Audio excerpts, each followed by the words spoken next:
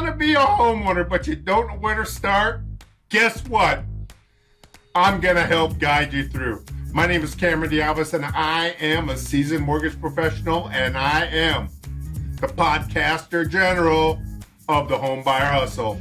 And I'm here to help guide you through credit, income, assets, the mortgage application, and all those pitfalls that you need to avoid, things you may not have known about.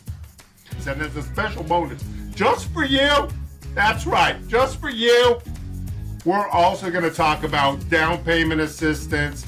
We're also going to talk to real estate professionals, people in the real estate game, inspectors, and that are going to be able to help let you know what they look for when they're inspecting homes and so forth. So without any other delay, let's take the dive. Let's have some fun. So we got another episode of the Homebuyer Hustle. I'm glad everybody showed up, ready to learn, because we got some great information for you today. We have our reoccurring guest. We have Cindi Rice with Madrona Real Estate, John L. Scott. And we also have our septic guru here, Jeff Rice, who's Cindy's husband. And Jeff is with JDJ Septic.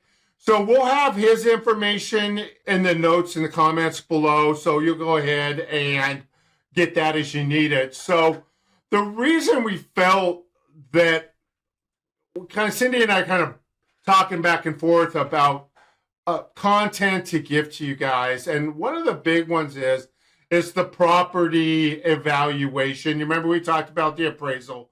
But if you have an FHA loan, you know, there's a FHA and VA, they take it a few steps further, especially if you have a property that has a private water supply and like a septic system and whatnot. And we want you to understand not the pitfalls of them, but if you have a property that has a well, you know you're going to need to have the well tested. You know, because we want to make sure that water is good. And while they're testing it, you might as well have them do a pressure test so you know exactly how many gallons a minute that well is producing, okay? Because if you have to drill a new well or go deeper, it's going to be kind of pricey. So you got to, we're looking at the big dollar items. Another big dollar item, septic systems. So Jeff kind of talked to us a little bit about things for us to look for with the septic systems. I know the FHA and VA require them to be pumped. It's got to be certified that it's okay. They send that report to the county, and we all know what the county is like. So go ahead and take it away. And then just kind of like the pitfalls, like things to look for if you may have a bad septic system and whatnot. So we're all ears. Grab your popcorn. It's going to be a fun one. Okay, so it was JDJ Septic. Oh, JDJ, gotcha. JDJ Septic. We're out of Snohomish County. There's just a few things you can do yourself before anybody comes out. Things to look for would be like when you're out in your yard mowing your yard in the summertime. Right. It's been dry. If you got a mushy area in the drain field, okay, you got a problem. Okay. That's surfacing effluent coming up from the drain field. Okay. There's slow flushing in the house. There's gurgling in the house. That would tell me you either have a issue with the incoming line, or you have a filter that needs to be cleaned and put back in so it flows, evenly. And effortlessly, excuse me. There's just a few things. You can always do some preventative maintenance yourself, which would be like open up your tank. You don't have to crawl in it or anything like that, but open it up, check the baffles, make sure your inlet baffle's there, your outlet baffle's there. Right. So for the average person, what is a baffle? A baffle is... So on your incoming line from your house inside your tank, the inlet baffle directs flow. So when it comes in from your house, it'll hit the baffle and force it to go down into the tank instead of just doing what we call the washing machine effect, which just blows right into your tank and mixes all the solids up, which could go out over the top of your outlet baffle out to your drain field, which you don't want. And then your outlet baffle keeps the what that does is it keeps the solids floating in the tank and lets the effluent, the water, just flow up and out to the drain field. So there's no solids going out to your drain field. A lot of tanks have filters on them now, like tanks that are systems like pump systems. Every septic tank is required to have a effluent filter in the outgoing baffle, which keeps the solids in and lets the water flow, so you're not pumping solids out to your drain field and causing problems. So good. You know, there's just a few things that the homeowner can do very effortlessly and easily to prevent these costly repairs in the future. Right. So when they come out, because I haven't had mine pumped yet. It was pumped when I bought the house. Wasn't an FHA loan, but I made sure that they had a pump. So walk me through, like when that pumper comes out, the guy that's going to pump it or whatever. So walk me through that. What is he like? Come out and okay. Typically, the pumpers. It depends on on the size of the company that comes out. Most companies, bigger companies, they're pumpers. That's all they do is pump. They'll come out, greet the customer, open up the tank, drag their hose, pump it out, give a quick inspection. If everything looks good, they'll put the lid back on, bury it up, and head on to the next job. Oh, okay. And they'll fill out the report, like how many gallons it was, how thick the sludge was at the bottom, how thick the mat was on the top, the level in your tank. If it's a pump system, they'll want to do like a quick drawdown test on it, which is just basically pumping or turning the pump on a full dose and seeing how long it takes to run its course through one dose. So if it's going too fast or if it's pumping too much, you could be possibly overloading your drain field, at each time. So you want you're going to want pretty much less volume more frequently. Oh, okay. So you're not just pumping, 40 gallons at a time out to your drain field. Oh, I gotcha. Okay. And then other things not to do with your septic system. Woo! Okay. So things not to do with your septic system. If you have a septic system, you don't want to use any kind of powder. Powder will dissolve in the hot water, but as soon as it gets out to that colder water, it crystallizes up and gets hard again. And if you say you're doing a whole bunch of laundry, that hot water floats right over the top of the cold water, right on out to the drain field, and then that's where it crystallizes up and gets hard and potentially will plug it up. So no using OxyClean in your. No, you're going to want to use liquid. You never know. You know what I mean? There's those people that I don't remember ever going to a class. Did you, Cindy? Have you been to a class? Well, obviously, but Jeff tells you the horror stories.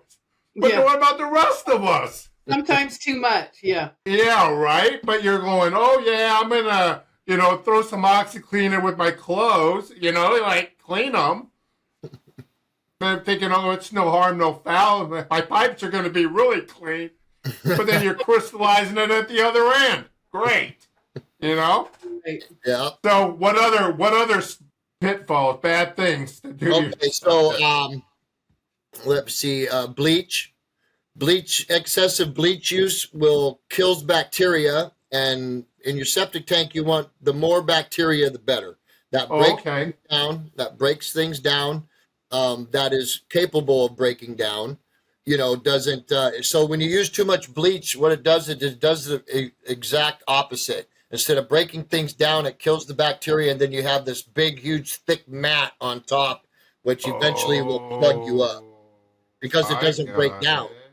I got it. What about like enzymes? I see people you go to plumbing stores, and on the counter, typically, it's like, here, use this product because it's got all these whatever the enzymes in it that you're supposed to put, like dump a bunch of it into your drain and run it through, and it's supposed to make your septic better. Does that stuff work? Typically, no, it doesn't. That like stuff like Ridex, if you ask me, we're not able to sell products like that in Snohomish County. They used to up to about 20 years ago. Now the septic industry, like the installers and the pumpers like that, they don't want us to sell stuff like that, because your septic tank is, it's 5 feet wide and 8 feet long. Right. And that bag that you just bought for $20 of Ridex that you just flushed down your toilet, it'll eat up about a 12-inch square at your baffle. And that's it. So the rest of your tank is is just the same as it was. So didn't put enough in. So well, you'd have to put a garbage ton. Yeah, right. Okay. So yeah. Okay. And then no flushable wipes, even though they're flushable, you don't use them in a septic, right? Correct. Things that don't break down are like baby wipes, feminine products, stuff like that, paper towels, stuff like that. Toilet paper, a lot of the toilet papers are designed to not necessarily break down, but they just don't get too hard like a baby wipe and that kind of stuff. Right. It doesn't break down, So what's the best to use in that case? They do have toilet tissues that are septic safe. They're not really? Thinner ply. It's all up to the individual basically, because right. Most women like the fluffy, soft toilet paper. And men too. I don't of course. I don't want to wipe with toilet paper that feels like sandpaper. Right. So just to kind of bring it home, like typically how much does it cost to replace a septic system? Ooh, okay. So if you get a septic system that's called failed, then what they require you to do is it'll go from the septic guys to a designer, which will come out. They'll dig a couple test holes in your yard. Most likely it'll be in your reserve area, because you have to have 100% reserve area that you do drain field.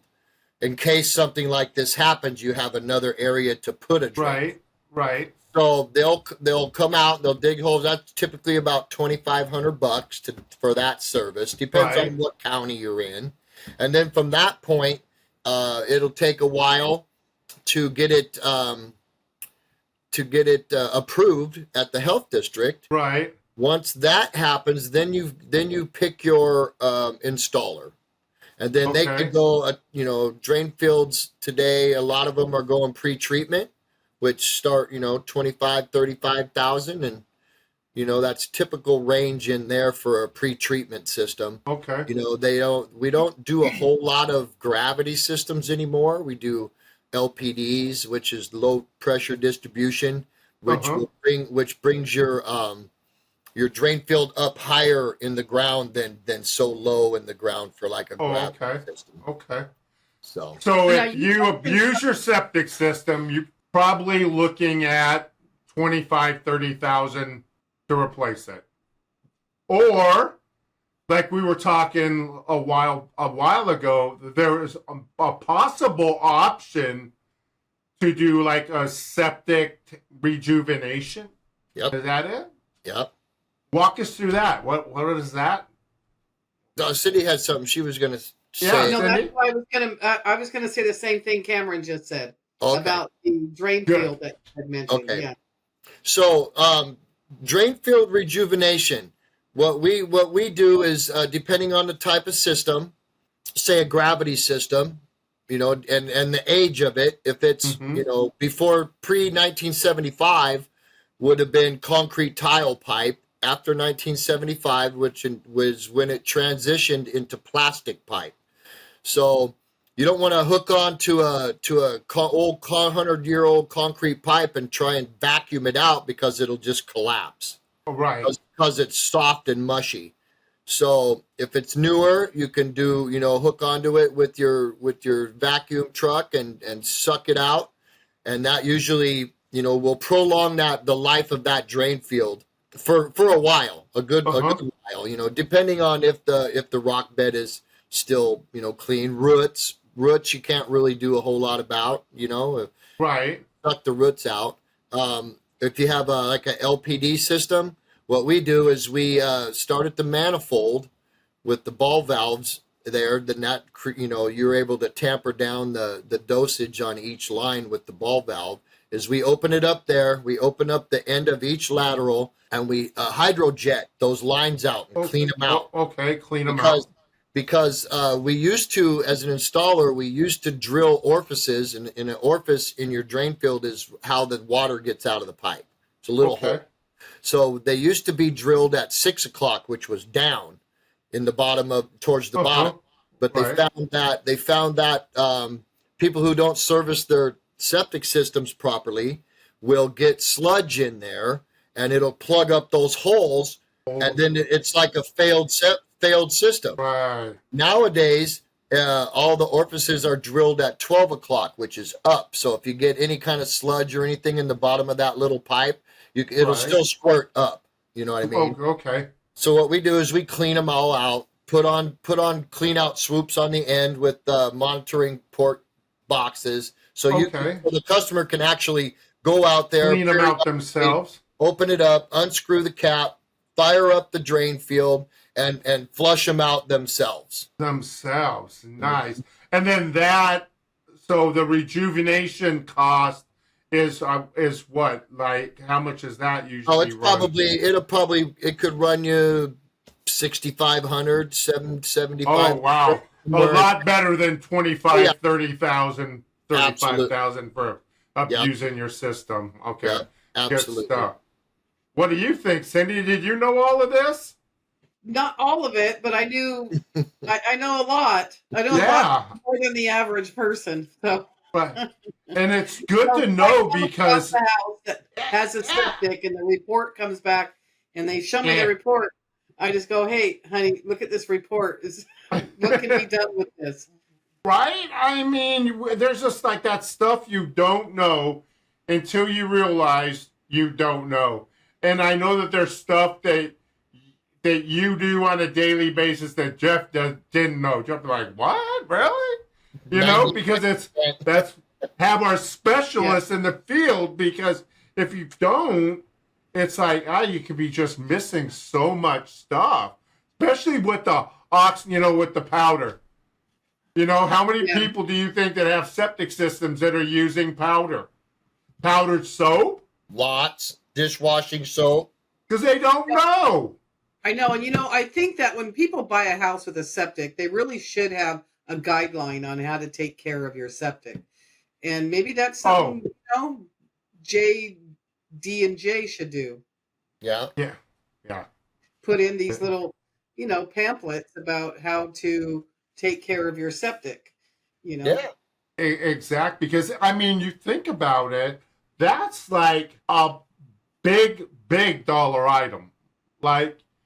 And people are just, people get so accustomed to city water, city sewer. Oh, no big deal. Yep. Out of sight, out of mind. We're going to move out to the countryside, oh my God, that's like bizarre. They flush that toilet and think it's gone. Yes. It's only in a tank 5 feet off the house. There it is. Right? Yeah. Oh my God. Yeah. Crazy. So the septic rejuvenation is actually, it could be a workaround for a lot of those cases that we have where the septic fails, depending on if it's the baffle, if it's not the baffle, whatever, right? So we want to make, if it's drain field related, the rejuvenation may just be an option that will get you through it. It's going to tide you over for a while, so you can save up some money, to get a whole system later on. or you just keep rejuvenating it every couple years, couldn't you? Sure. Or Well, every that's what I time, or wondered. every time you have your septic pumped. I mean, is I that know. something people should do? Should that be part of their maintenance? Is the Yeah, drain field rejuvenation?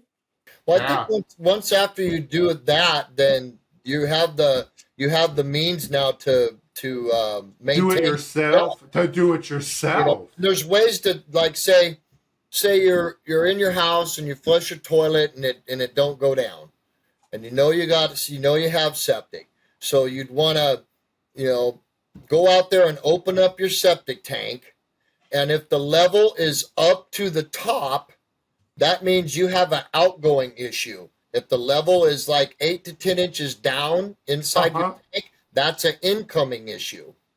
So that's just, another little sign that you can tell of where the issue is. Because if your tank is down to level and you're slow flushing, that means you have something plugged up on your incoming line. But if you open it Oh. up and your tank's all the way up to the top and flooded, that's an Uh-huh. outgoing issue. Could be a Oh. filter, could be a plugged filter. Takes, 5 minutes to pull it out, rinse it off, and slide it back in, and you're good to go. You make it sound like we're just rinsing off my little air filters from my Roomba. Just rinse it off. Think I'm back in there. Like, no. Yeah, Like, it's nasty. yeah. Oh. Oh my gosh. Yeah, this is good stuff though. This is like seriously valuable, especially for lenders, especially for agents, especially for homeowners that like, because I know I'm not the only one. You get all of a sudden this stuff happens and you're like, now what? I know it's my septic. Now I got to call a septic guy, and you don't know if that guy's 100% honest with you. Mm-hmm. You know what I mean? And here's the other thing. I mean, when you call a septic guy, when you have failed services, it's kind of an emergency, Yeah. and you're looking at their schedule. Oh, we can get out there, in the next about 5 to 7 days. But, in the meantime, what do? You got Yeah. to take a shower. You got to do laundry and dishes and, Exactly. And you're It- going, it's oh, bad. man. Then you have the money factor. You're like, oh, okay. It stuff falls apart when you can't just go in there and flush the toilet. Right. And then if you're and most of the time, or, a lot of times it'll happen on a holiday or on the weekend, Right. middle of the night, and these guys, and then that's Middle of winter. emergency service pay, Yeah. So, Yes. or we used to pump septics too. We don't Yeah. anymore. We're just into the repairs and installation now, but I can remember many, many Thanksgivings and Every Christmas. Thanksgiving, you I got was called out there out. pumping. Every Thanksgiving. Yeah. Christmas morning, Christmas Eve, all of them,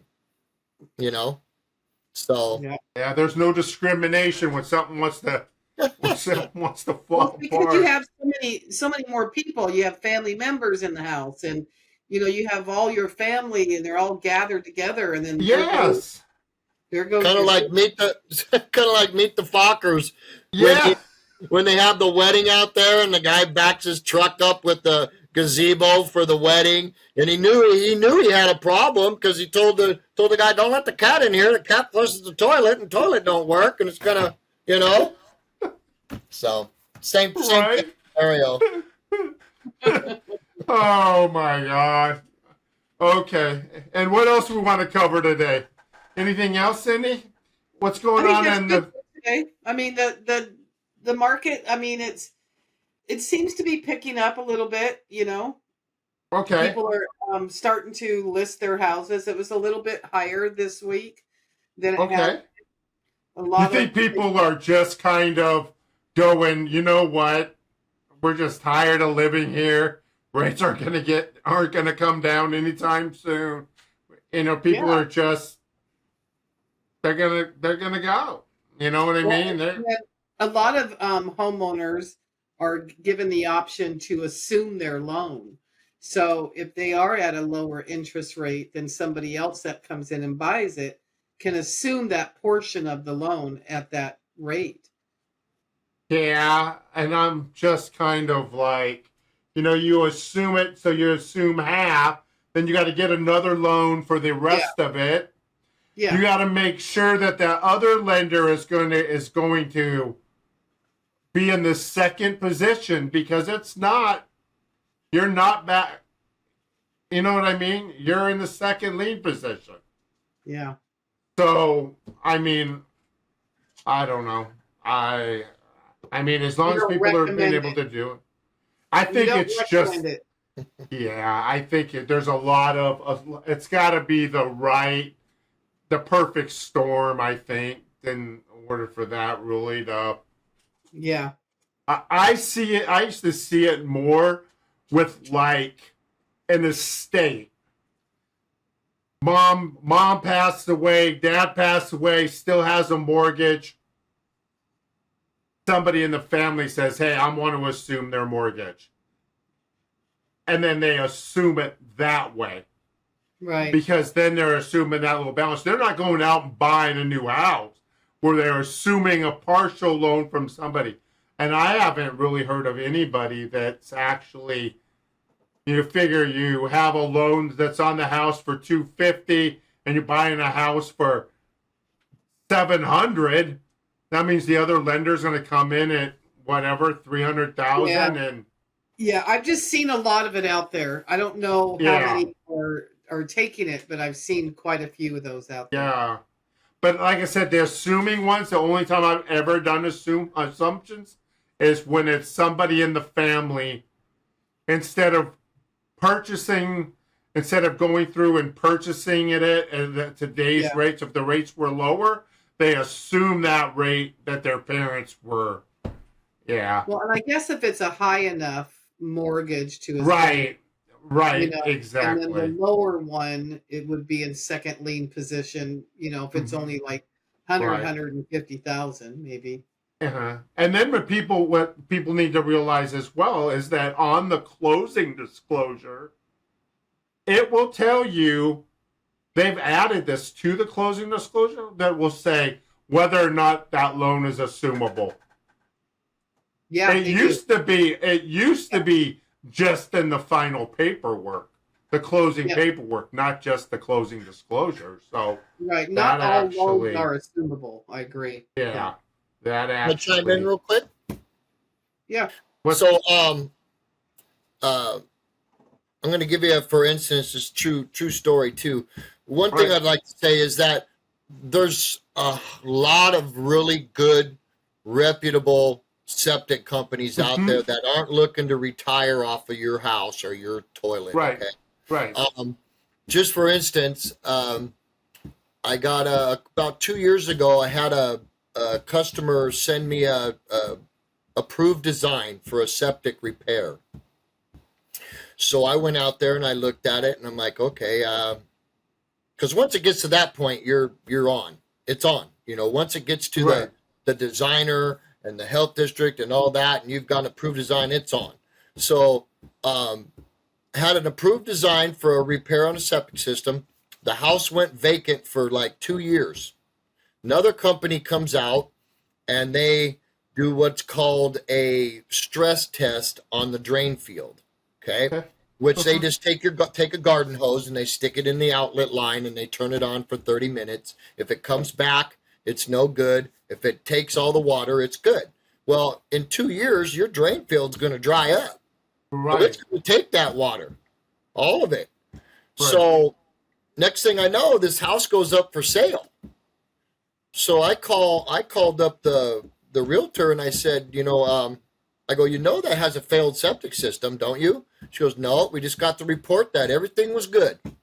I said, well, I'm here to tell you that at the health district, there's already an approved repair design for this residence. I said, now that's kind of a little disclosure issue that you got now. Right. Because now you know. I just wanted to tell you. So there are cases like that. So what's going to happen now is they're going to sell that house to a family of 4, say, mom, dad, Right. 2 children, and they're going to get in there and they're going to start using facilities as usual, you know, and it'll work for a little bit, and then all of a sudden it's going to stop because it's going to fill back up, and that soil's already been compromised, and it's no good. Right. So that was just something that was across my mind that, you know, I personally experienced, Yeah. and just wanted to let people know that there are, you know, you can always get a hold of, it's public information. You can always go onto the health district website and look up as-built or, you know, permits or anything you want on that septic system, and you'll get the real story. It'll give the, okay. Good deal. That was all I had. Yeah, I like it. I'm loving it. So, again, Jeff, I want to thank you for joining us. A lot of great, valuable information. It was spot on. You never disappoint. Cindi, I love having you on here. Like we always just chat it up and always find something to talk about. And, you know, and if anybody's out there that wants to get a septic system, needs a great installer like Jeff, you know, does a great job. I mean, I'm not just saying it because he's a guest, and I'm saying it just because I'm looking at him. But he's honest, he's reliable, trustworthy. You know, I would leave my house open and have him come in and out, and I would never have to worry about anything. And again, that company that Jeff's with is JDJ Septic. So, and other than that, it'll be in the comments. Or look up Jeff Rice at the health district. And Jeff Rice is. I'm on the installers list at the health district. It has my email and my phone number. Beautiful. Yep. Okay, until the next episode, I want to thank everybody for joining us, and have a good one. Take care. Bye-bye. Thanks, Take care. Woo, that was a lot of information to take in. You know what? I'm proud of you. You hung on it and you followed it through. So here's the best part. It's only going to get better. I guarantee it. You know what? So what I want you to do is I want you to bookmark this. I want you to watch it, subscribe, and rewatch it. Then, do me a favor. Have your friends watch it and your friends subscribe to it. Until the next episode, I expect to see you in your seat ready and willing. Because remember, you're always going to get what you've always got if you keep doing what you always do. So let's do this. Come on, hustlers.